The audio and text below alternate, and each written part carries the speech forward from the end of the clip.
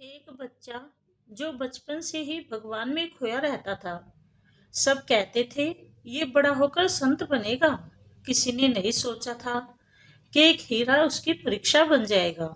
एक दिन घर में अचानक हलचल मच गई। मानव कहाँ गया? माँ की आवाज कांप रही थी। आंखों में डर था। कुछ ही पलों में पूरा घर घबरा गया। कोई दरवाजे के बाहर भागा, कोई छत पर दौड़ा, कोई गली में उसे पुकारने लगा, कोई आंगन में ढूंढ रहा था। तभी काम वाली बाई धीरे से बोली, मालकिन एक बार मंदिर में भी देख लो। सबकी नजर मंदिर में गई और वहां देखा छोटा सा मानव, आंखें बंद किए, हाथ जोड़े, भगवान के सामने शांत बैठा था। उसकी मासूम शांति ने सबको चुप कर दिया। माँ दौड़कर उसे गले लगा लेती है और आंखों से आंसू बहते हुए बस इतना कहती है, तू कहाँ चला जाता है बेटा? समय बीतता गया। मानो बड़ा होने लगा, लेकिन उसकी आदत नहीं बदली। जब भी वो कहीं नहीं मिलता, सब कहते, मंदिर में देखो, और सच में वो वहीं होता। लोग हंसते हुए कहते, ये बड़ा होकर जरूर महाराज बनेगा। मानो बड़ा हुआ। दुनिया की चमक दमक उसे कभी नहीं भाई। न खेल में मन लगा, न दोस्तों में।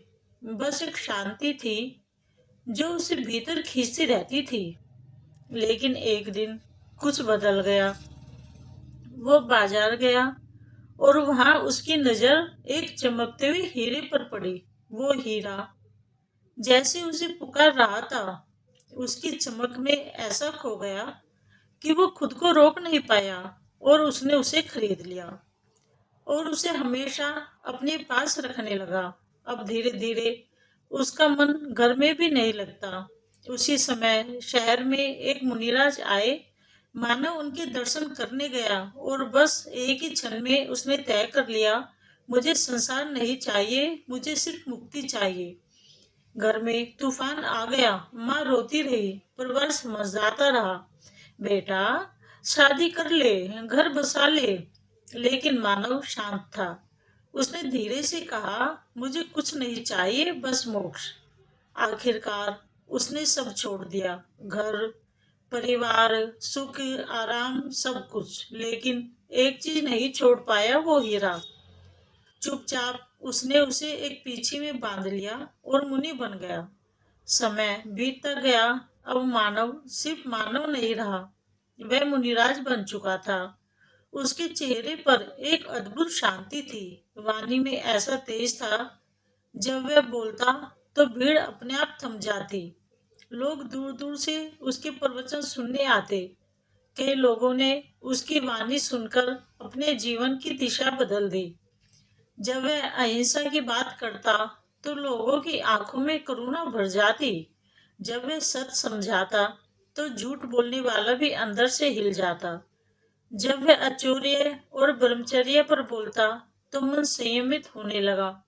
लेकिन जैसे ही अपरिग्रह पर विषय आता, अचानक उसकी आवाज धीमी पड़ जाती।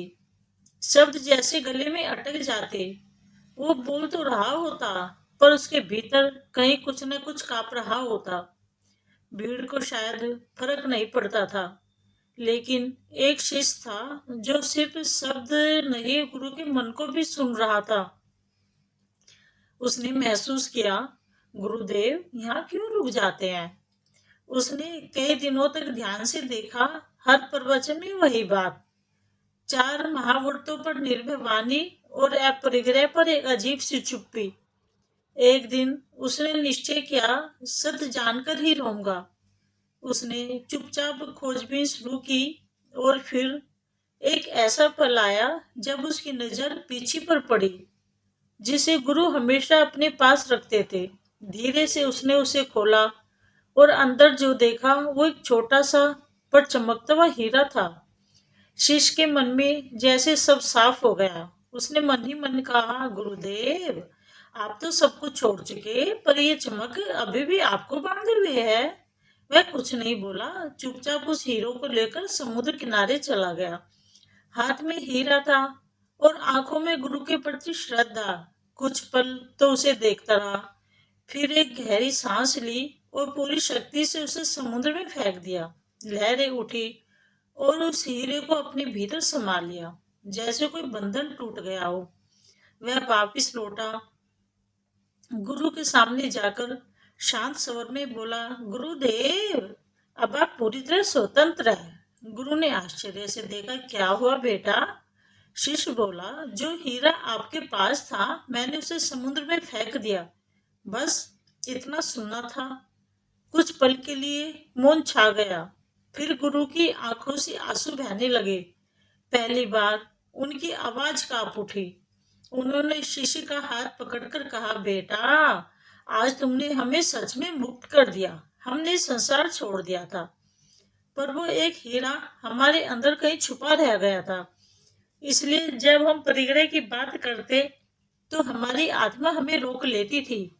आज तुमने वो आखिरी बंधन भी तोड़ दिया। और उस दिन पहली बार मुनिराज ने अपरिग्रह पर ऐसा प्रवचन दिया कि सुनने वालों की आत्मा तक हिल गई। ये कहानी हमें एक सच्चाई समझाती है, किसी भी चीज को जरूरत से ज्यादा महत्व दोगे तो वही चीज तुम्हें कमजोर बना देगी। शुरुआत में लगता है हम उसे संभाल रहे हैं, लेकिन धीरे धीरे वही चीज हमें संभालने लगती है। हमारी सोच, हमारे शब्द सब पर असर डालती है। फिर इंसान चाहकर भी सच नहीं बोल पाता, क्योंकि कहीं न कहीं वो उसी में अटका होता है। जिसे हम सबसे ज्यादा बचा कर रखते हैं वही हमें सबसे ज्यादा रोकता है। हद से ज्यादा चाही गई चीज इंसान की सच्चाई छीन लेती है। अगर कहानी ने दिल छुआ हो तो एक लाइक जरूर करें, कमेंट में लिखे सत्य अगर आपने इसका संदेश समझा हो। धन्यवाद।